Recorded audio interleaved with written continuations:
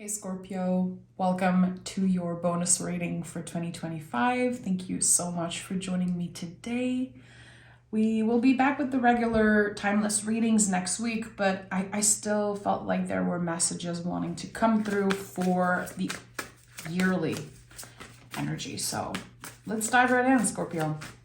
Okay. You're showing up, Death card, King of Swords. Okay. See. Give me one card for the general energy. The way you're expressing yourself is changing, like the signature of your expression is changing in some way. And we have the King of Wands, interesting. At the bottom of the deck, the Nine of Pentacles. Okay, so there's something about confidence overall that's improving. Like you're finally getting to a level of really trusting your ability to, for sure, manifest something with the King of Wands. And I'm not the biggest fan of the word manifest or manifestation, but to set your mind on something, to focus your energy on one thing that you really want. It feels like there's a clear vision here. So we're just, starting the year, and it feels like Scorpio has this thing, and I don't know why the word obsession is coming up. I don't feel like you're necessarily obsessed with it, but again, you're so focused on this one thing. I keep seeing the arrow of Sagittarius for some reason. This fiery energy, focusing, you're choosing to believe that you will get what you want. There's like no way around this thing that you want to achieve. If in the present moment, you're not so sure of what is this goal, I feel like it's going to be coming up a lot sooner than you think. There's fast moving energy. There's some type of a plan, and it feels like the universe is laughing at your plan. What you want will find you a lot sooner than expected. It's what I'm getting here. Okay, so a lot is coming up. Okay, Scorpio.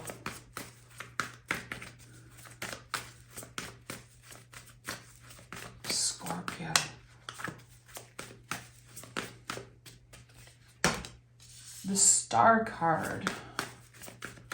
So it makes sense when I said earlier, the signature that you put on everything that you do is changing. And the Star card to me is a lot about our own unique way of expression. It's connected to Aquarius. Right now, there's so much of the Aquarius energy that we are all dealing with as a collective, regardless of your zodiac sign. And it's interesting because Aquarius is the sign of the collective, but also of the individual. So whatever you are, again, obsessed, quote unquote, with right now, it will have a bigger impact than you know. There is something that your mind cannot even comprehend yet. It is probably connected to communication in some way. There's definitely a part of you that will be seen. It's time that it happens. I really believe in my heart that Scorpio have so much to share, that depth, that darkness, which is such an important part of you, and to let it shine through in some way. So you're taking a chance on something. It's so weird because, again, I'm seeing so many symbols right now. I feel pushed. I feel like I'm the fool wanting to take a leap of faith, wanting to kind of fly away and take a chance on something. You're giving yourself the permission to shine in a sphere of your life that usually you probably admire other people. Like you admire other people doing something specific and you're like, why not try? Look who flew out the deck. I told you, I'm feeling so many symbols right now. And when I say I see something, it really is how I channel messages. Sometimes there's going to be like some type of a flash. That's why I connect so much with the tarot, because the imagery and the symbols that we see in the cards are just going to help my intuition. Listen, again, the Star, the King of Wands, the Fool, this is all about your own unique signature.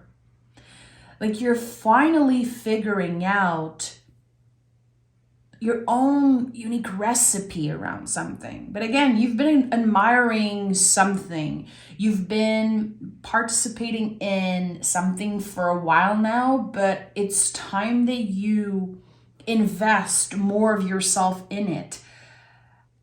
I know I sound very vague, and I kind of hate it usually, but I think I'm supposed to be vague right now because it's going to be different for each and every one of you. I feel like the whole collective of Scorpio is going through something very exciting. There's no waiting anymore. There's no second guessing.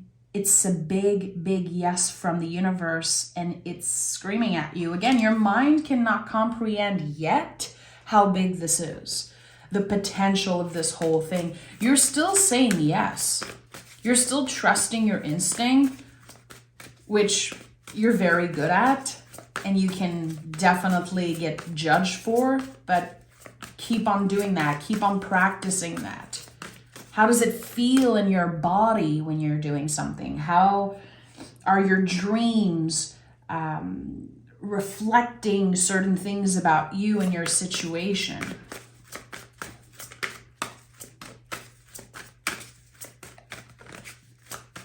So I don't know who I feel like I'm connecting with this whole collective.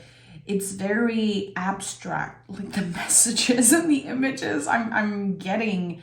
And I don't want to just stop this session and record it over again, because usually if I stumble with my words and if I'm not so clear, my ego is going to be like, you should start over. I don't want to do this. I really want to listen to the quiet voice of my intuition in this moment. And it's like, there's something here. You're being prepared for a huge transformation when it comes to how you use your energy. And your energy is your currency, obviously. The time you spend doing certain things, showing up with more intention, showing up more consistently, and not rushing whatever you're feeling invited to do. The Eight of Pentacles, listen, it's a card that is going to be coming up constantly in 2025 because it's a Virgo energy, and we are in a hermit year. So I feel like all those Virgo themes are going to be constantly coming up to the surface for us to reflect on. To me, Virgo is very critical and dealing with themes of perfectionism all the time. I love this side of Virgo. I'm actually absolutely in love with their critical minds. It's something that I cherish in my personal life. And this sense of you're supposed to be critical of what you do. You're supposed to be thinking about the little details because they make a difference. Again, it all goes back to this message of what's your signature? What's your signature look? What is this thing that makes you you? For a lot of you, it really is going to start by just expressing yourself through clothes, through your looks, through the music that you listen to, maybe even the people you hang out with, where you hang out, where you like go to have fun. You're absorbing that energy and bringing it in your personal life, in your day-to-day life, like work also. There's just so much that wants to come up. And it feels like the flow is going to be so beautiful, so natural, that your mind is shifting, like what you've been calling in, what you're manifesting and working towards. it's one thing in the beginning of the year, but it transformed throughout the months. And whatever your intention was, by the end of 2025, it will be shifting. For example, you're calling in a certain amount of money because you want more freedom. You're calling in a certain amount of clients, a certain amount of this and that. And then you realize that it's not about quantifying. It was never about how much you can get, but how far you can go with this. And the Lover's card is here. Listen, I'm shocked. The Star, the Fool, the Lover's card, like all that air energy, communicating and really reflecting who you really are when it comes to sharing your art, talking, communicating. It's like people around you will absorb that. There's so much influence and there's a lot of inspiration. I'm not talking about people copying you. I know it can be so annoying for Scorpios to have people like copying your style, but you are inspiring. And there's something here with the Lover's card that you've always admire in someone else. You probably praised them for it. You probably celebrated that part of them. Like, I love how you communicate. I love how you teach. I love how you dress. I love this and that. And then there's this recognition within you that you have this and you can put your own twist to it, add your own twist to it. The Lover's card to me is always about the sacred mirror. Yes, it's a card that can speak of love, but it's love with capital letters. It's not just about, oh, you're going to meet someone and you might fall in love. It really is about recognizing our own beauty and being able to express that. There's collaboration, there's sharing, and also this is a Gemini card. The power of Gemini in the zodiac, I believe, is their ability to believe multiple truths at once. You know, I'm sure you've heard that before, and that is such a huge misconception of Geminis, that they can be two-faced because of the twin symbol. No, again, they have the ability to believe multiple truths at once. So think about that for a second. Yes, there's the expansion of a perspective here in some way, but it's deeper than that. There's an aspect of balance, finding a comfortable place, a comfortable way of, again, exchanging your energy, how much you give, how much you receive, and you're getting to a level of comfort that is healthy for you. It's not like you're stuck there. It's not like you're scared to get uncomfortable and get out of your comfort zone. It's just like, I think it's about finally giving yourself the credit that you deserve and not obsessing over, okay, I need validation. I need to look outside of myself for that validation, for that confirmation that I'm actually good at this, that I'm actually doing something right. No, I'm giving myself that validation and that love. And that is a seed of self-love, and it will grow like never before, Scorpio. That is very magnetic. It's very attractive to others to see a Scorpio in their full power, expressing themselves in their own unique way, and also, again, not looking for that validation. And we have the Six of Swords at the heart of your reading. There are so many things about your identity, Scorpio, that comes from critiques, that comes from moments where you were judged in the past. All of the swords that you're carrying with you. And that's the thing with identity. Like, it gets tainted. Our vision of ourselves, it gets tainted by, again, everything that we experience and everything that was said about us. And here there's the reclaiming of how you're perceived in some way. And again, it's not like you care so much in 2025 of how you're being perceived. You're showing up as the King of Wands. You're already on top of your shit. But there's something about, and I know it sounds cheesy, and I'm kind of blocking myself from saying it. It's the love that you have for yourself, my friend. It's the freaking love and acceptance that you have for who you are and not wanting to change that. I feel like you were programmed to change parts of yourself that were actually magical, that were actually kind of, little energetic winning a lottery ticket. It's like, this is so important. This is part of you. But they were judged. You're reclaiming those parts. You're reclaiming those little fragments of identity that were just so heavy to carry once. All that air energy, it feels so light. It feels so light.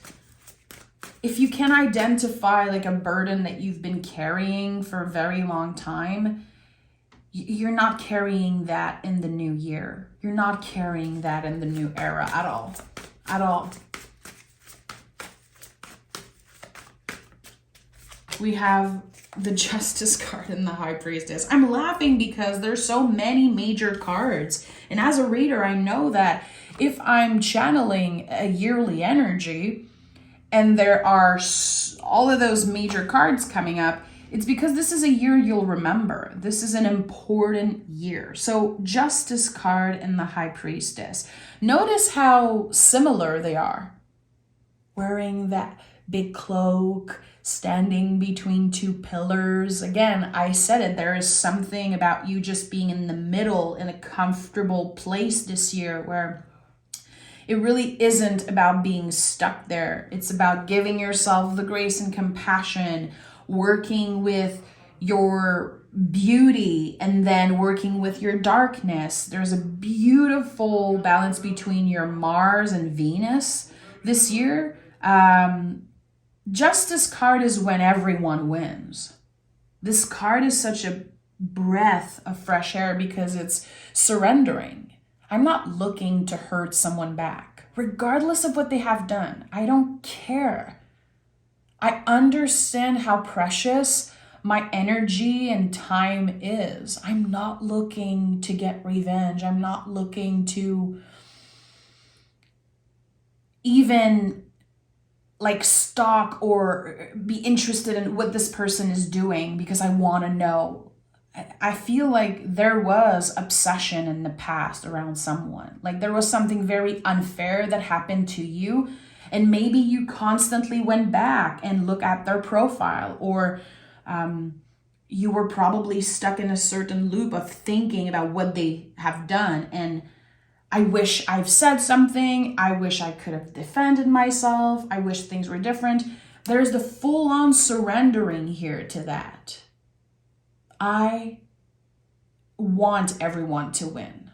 I don't care if this person tried to sabotage me or lied to me. That's their own thing.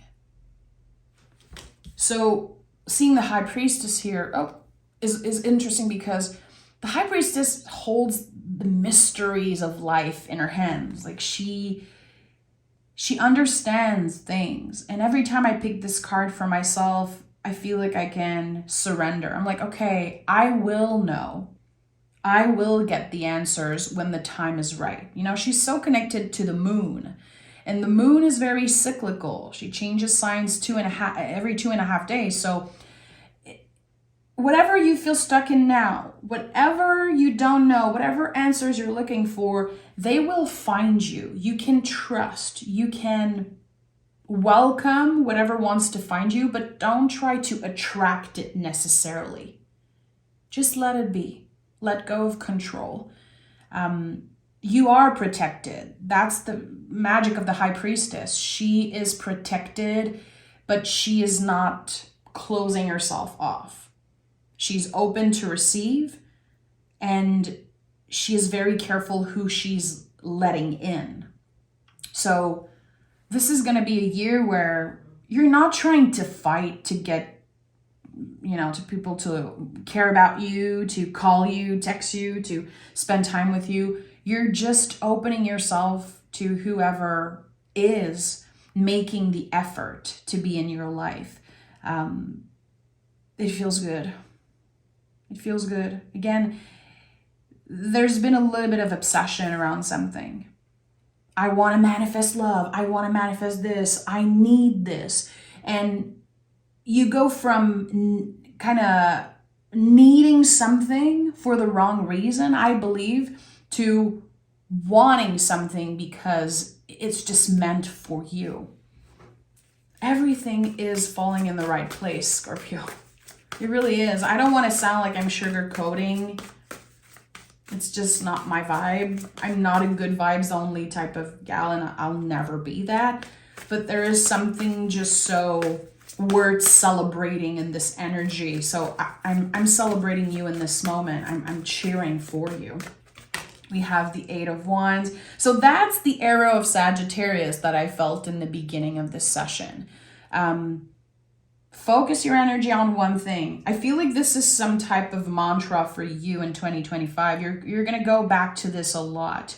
When things get stressful, when people come back from the past, when you're having a hard day, to tell yourself, okay, let me bring back my focus on this one thing. What is my goal? What is my mission? Why am I here? What is my purpose? To constantly go back to this energy of the flame and arrow. The 8 of Wands it's so many things. To me, in this moment, because all cards transform with me as I evolve with the tarot, but right now, the 8 of Wands is like, I always see an envelope. I see a message coming in, and those words that are contained in that letter or that message are transformative for you. They help you change your perspective, and they help you achieve your goal a lot faster. So are you receiving an invitation? Are you receiving a job offer? Are you receiving the apology that you deserve? The Justice card is here again. We're not calling in any type of stuff or apology from anyone. We don't need that, but we can welcome it if it helps our healing, if it helps our evolution. And there is something here that just helps you move faster. And it's not like you're looking to move faster. You are consistent and intentional. It's just the universe is pushing you. And the World card is here. Listen, you're shedding 1,000 skin this year. You're going to be completely different. I feel like by the end of 2025, you're not going to recognize yourself in the best way possible.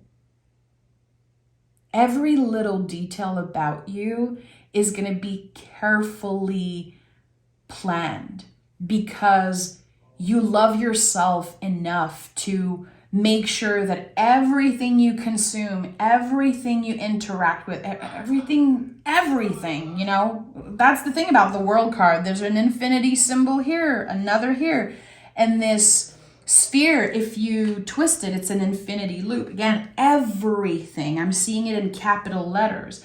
Every little detail about you is going to be improving. And this is what attracts the bigger thing, the better relationships. For some of you, maybe a potential partner, romantic or not. It could be a collaborator. It could be finally finding the house, the job of your dream, getting to that place where you're like, I am so secure here. I can root myself so deeply that I'm not scared to get uncomfortable and try new things and maybe, make mistakes and fail and then start over again, because there's going to be this foundation that is so secure for you by the end of the year that it's like, okay, like finding your forever home in some way. But again, everything I say and everything I've said in your reading feels like an abstract painting.